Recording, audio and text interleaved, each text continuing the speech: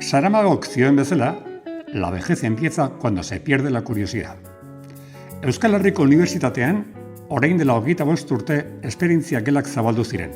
Cada día vienen más de 300 alumnos a las aulas de la experiencia.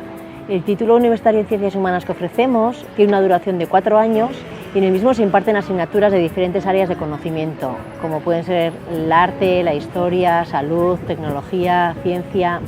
Gure ikasleak ez datoz bakarrik ezaguera jasotzera. Bakoitzaren esperientziaren abiatuta, bilatzen duguna da beraien ezaguera eraikitzea eta partekatzea. Bere xedea, adinez nagusiak diren pertsonei zuzendutako formakuntza programa bat eskaintzea izan zen. Unibertsitateak eskaintzen duen hobena jasotzen dugu presiorik gabe. Para mí ha sido un privilegio.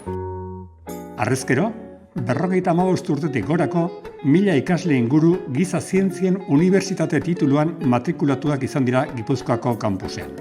Euskal Herriko Unibertsitateak bizitza osoan zehar trebatzeko konpromisoa garbia izan du.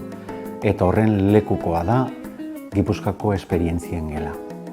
Gaur egun, Gipuzkoako esperientzia geletan dauden ikasleak, Gipuzkoako kampuseko ikastegi ezberdinetako graduetan matrikulatzeko aukera dute, entzule gisa bada ere, eta bertoko ikasleekin euren esperientziak partekatzen dituzte, aparteko sinergiak sortu. La Universidad del País Vasco asumió hace 25 años el compromiso del aprendizaje a lo largo de la vida. He dedicado toda mi vida profesional al mundo de la consultoría, a la economía y precisamente lo que necesitaba era complementar con las humanidades, que es lo que yo estoy viendo en las clases de las aulas de la experiencia.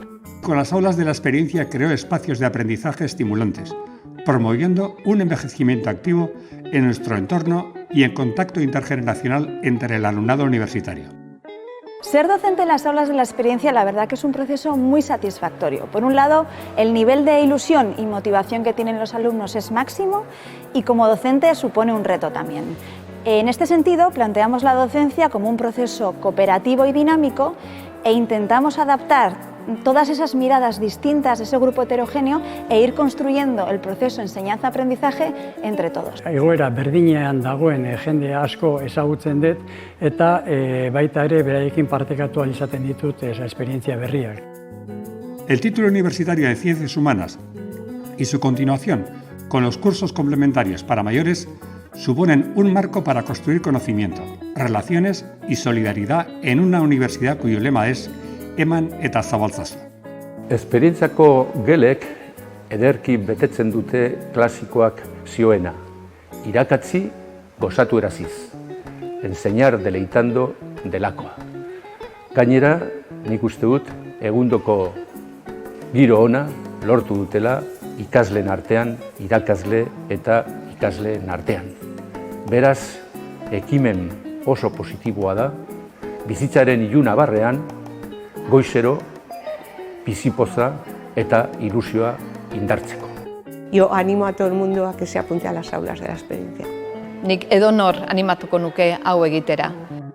Izakiak zabalik behar du burua, inguru zabalean bada zer ondua. Ongi ezagutu naiz zuen ingurua, jakintzaz ezabatu duzue gandua.